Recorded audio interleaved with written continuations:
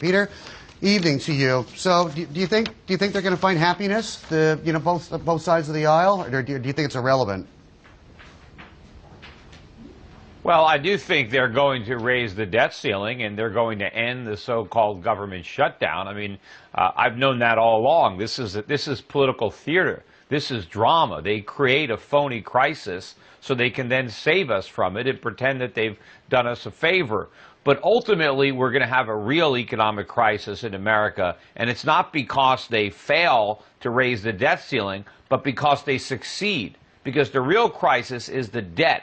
We're broke. We can't afford to pay our bills. That's why we keep raising the debt ceiling. When our creditors realize how broke we are, they're going to impose a lending ceiling, and we can't raise that. And that's when we have a real meltdown here in the United States.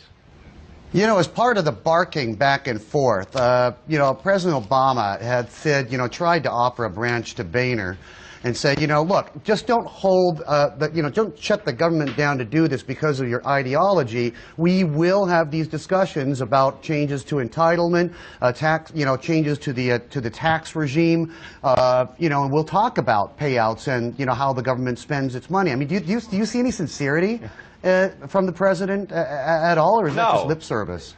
Look, there's no sincerity on either side. They're going to talk, but they're not going to do anything. Because doing something means telling the truth. It means leveling with the American people that the government can't deliver on all the promises they made to get everybody's votes. So nobody wants to do that. Even the Republicans, I mean, just delaying Obamacare for a year, even if they were to accomplish that, it would do nothing to alter the trajectory that we're on. We're headed for a real economic crisis. We're headed for a dollar collapse and a sovereign debt crisis. And nobody cares. It's just full steam ahead and continue over, towards the edge of that cliff. So have you taken money off the table in the U.S. markets, Peter?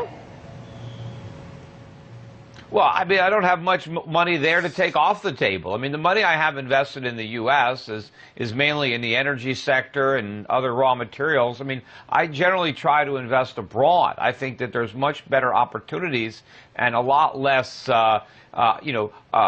minefields if you invest outside the United States, because we're going to have this currency crisis and an economic collapse worse than 2008. That's not a great environment to be investing in the United States. And I don't think the next crash is going to look like the 08 crisis, where everybody rushed to the dollar and rushed to the U.S. Treasury market.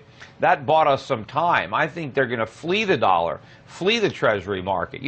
We're telling the world that default is inevitable. We said if we don't raise the debt ceiling, then we have to default. That means we can only pay our bills so long as we can borrow the money to do it. But you don't pay your bills by going deeper into debt.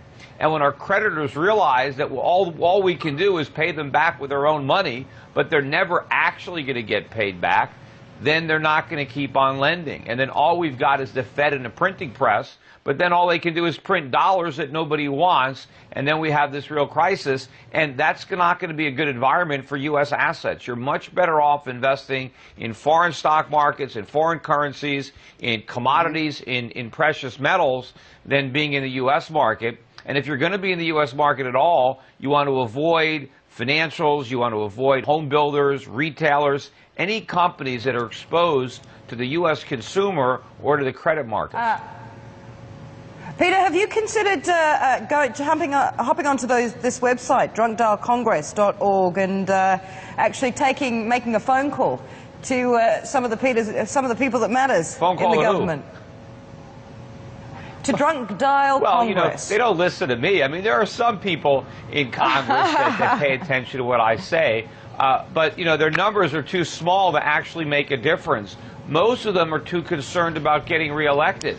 They can't see past the next election, so they don't want a crisis on their watch. But the fact of the matter is, if we're ever going to solve our economic problems, we have to allow the economy to restructure.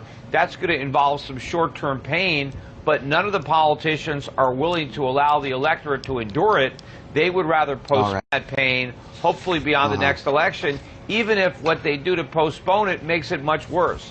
If we didn't raise the debt ceiling, then we would have to face the problem